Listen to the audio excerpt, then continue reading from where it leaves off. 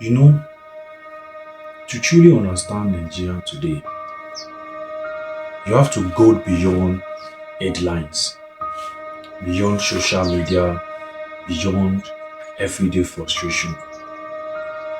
You have to go back into history because the truth is, Nigeria didn't just become what it is overnight.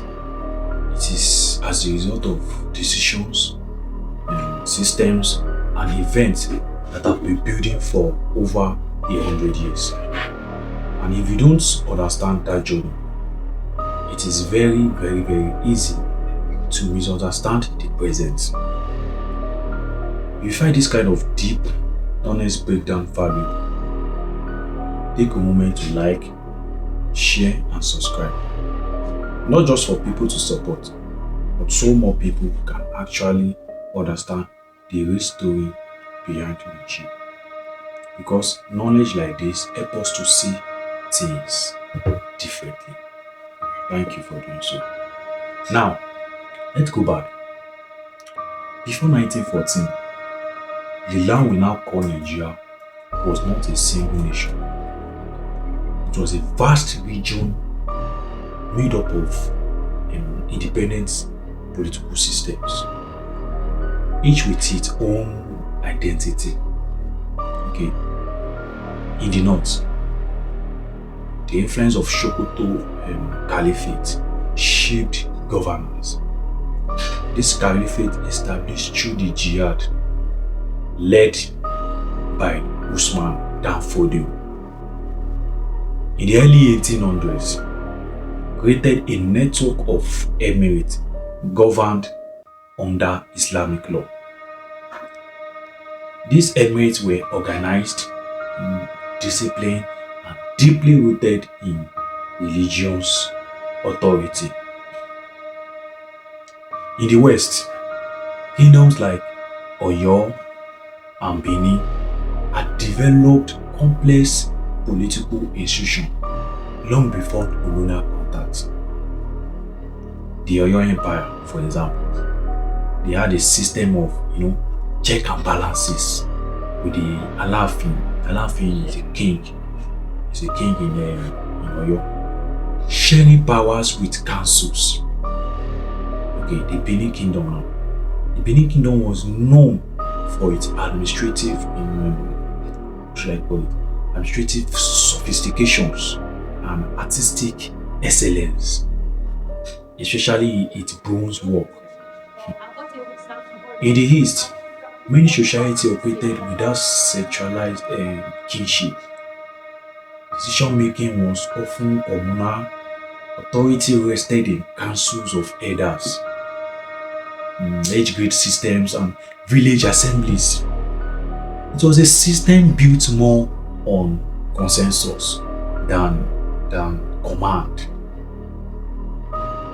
So when we say Nigeria is diverse, we're not just talking about culture. We are talking about fundamental different system of government. Then came the British Empire. Initially, British involvement was economic. They were interested in our palm oil, which was essential for industrial machine in Europe. Trade posts were established along the coast. Over time, however, trade turned into political control through treaties, military force, and strategic alliance. Britain gradually took over the region.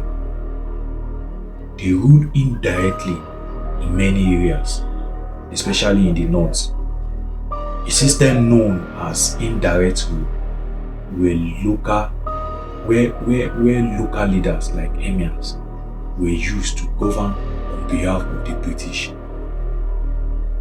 By the early 1900s, Britain had divided the region into two administrative units, the Northern Protectorate and the Southern Protectorate. Now, here's the turning point. In 1914, Freddy Lugard, carried out the amalgamation of northern and southern Nigeria. This was not just a cultural or political unification, it was an administrative decision. The north was large but financially weak, while the south was smaller but economically productive. So by merging them, the British would use southern revenue to sustain northern governance. You see that politics? It reduced cost and increased efficiency for them. But for the people, it created a structural imbalance because from that moment, Nigeria became a country without a shared foundation. Different regions were brought together, but not integrated. Their system were not even harmonized. Their identity were not aligned. They join us, but they don't join our minds. That gap would become very important later as times went on. Okay, now Western education began to spread, especially in the South. Missionary school produced a new class of educated Nigerians. These individuals began to question colonial rule. Why are we being governed by outsiders? That was the question they were asking the colonial ruler then. Why are we being governed by outsiders? Okay, by 1940s and 1950s, nationalism began to rise seriously. Political awareness increased. Newspaper, unions, and student movement became platforms for resistance. Leaders like Nnamdi Azikiwe, Bafemi Awolowo, and Ahmadu Bello, they emerged as key figures then. But here is where we need to go deeper. If you are enjoying my story, please like, comment, and subscribe to my channel. These leaders earlier mentioned were not just nationalists, they were also regional representatives. Azikiwe's influence was strongest in the east. Awolowo's base was in the west. Ahmadu Bello held power in the north. So why they were pushing for independence? They were also protecting regional interests. This meant that even before independence, political competition was already structured along regional lines. That structure did not disappear after independence. It followed Nigeria into nationhood. Then came October 1st, 1960. We all know what happened on October 1st, 1960. Nigeria became independent. Nigeria became free from British rule. But independence came with a system, a federal structure that tried to balance power between regions. But on paper, it looked workable. But in practice, it was, how can I call it? It was fragile. Very, very fragile. Because trust was low and power was unevenly perceived. The North had more population, the South had more education and economic activity. Each side feared domination by the other. Elections in the early 1960s were heavily contested. To the extent that allegations of rigging were common. Political violence began to appear, especially in the western region. The situation in the West became so unstable. It was called Operation Wetty, where violence, assault, and political clashes became frequently. Okay. At this point, the military began to see itself as a stabilizing force. They start seeing themselves as a stabilizing force. Then came January 15, 1966. The 1966 Nigerian coup d'etat. Are you noting this down? This was not just a random takeover. It was driven by frustration when young officers believed politicians had failed them. They believed corruption, tribalism, and mismanagement were destroying the country.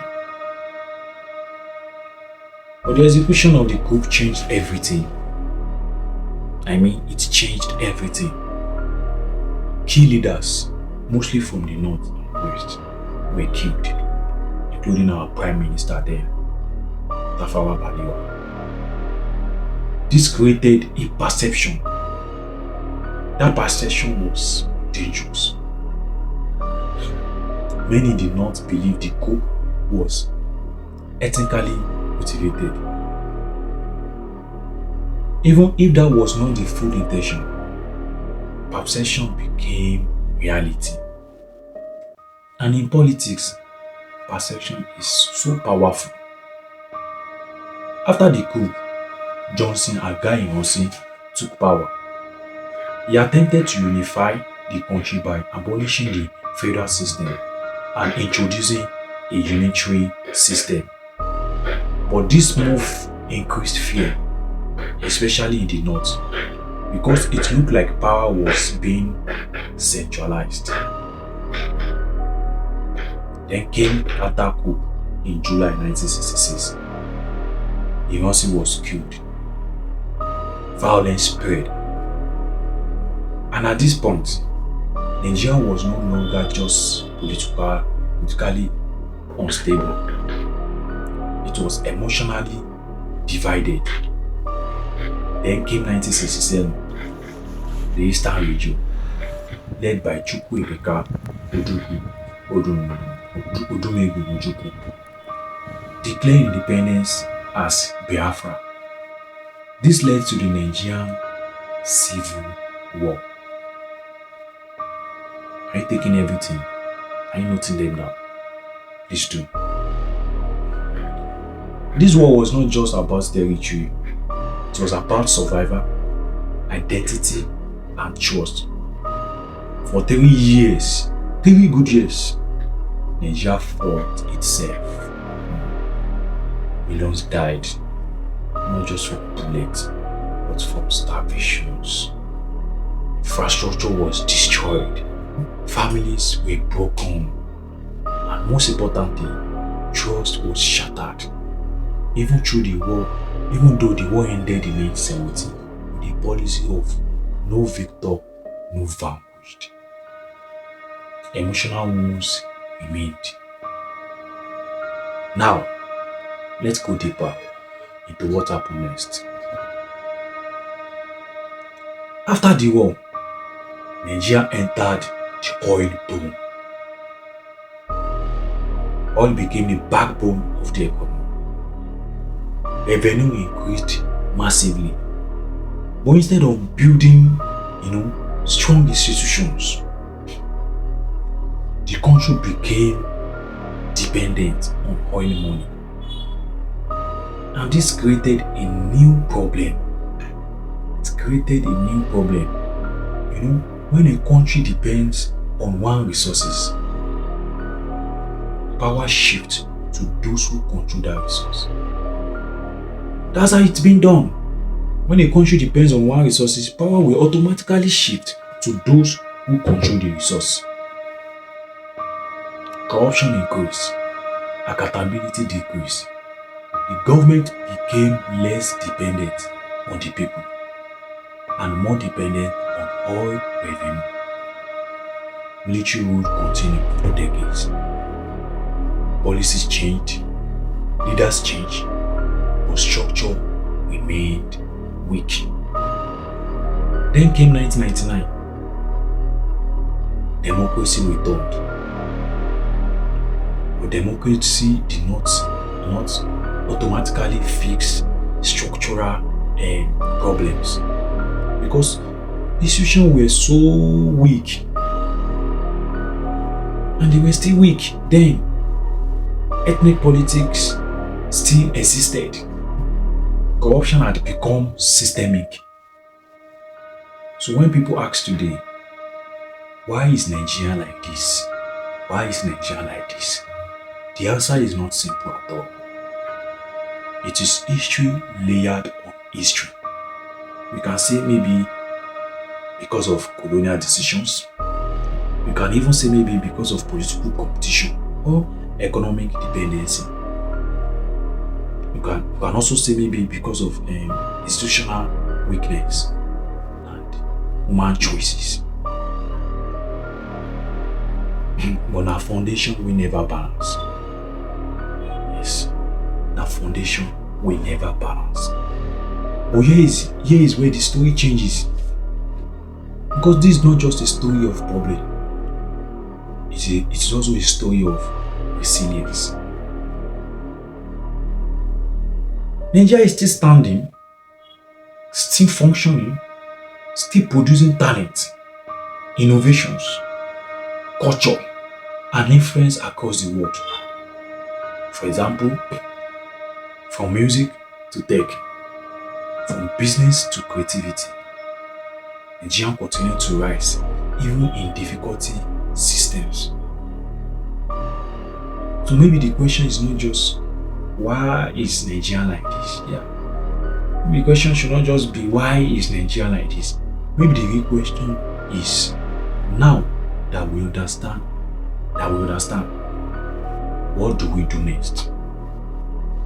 Now that we understand, what do we do next?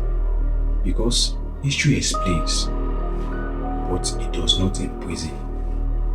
The future is still open. And the story that has started in 1914, it has not ended. It is still being written by this generation. By your choice, by your voice, by what you choose to accept or change. If this kind of deep, honest storytelling helped you see Nigeria differently, take a moment to like, share, and subscribe.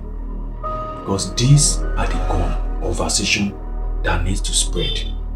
Not just for views, but for better understanding. And the more we understand, the better we can shape what comes next. Thank you for watching, and don't forget to subscribe to my channel, Flash Fox on YouTube, and at Nexin Dumola on TikTok. Thank you very much.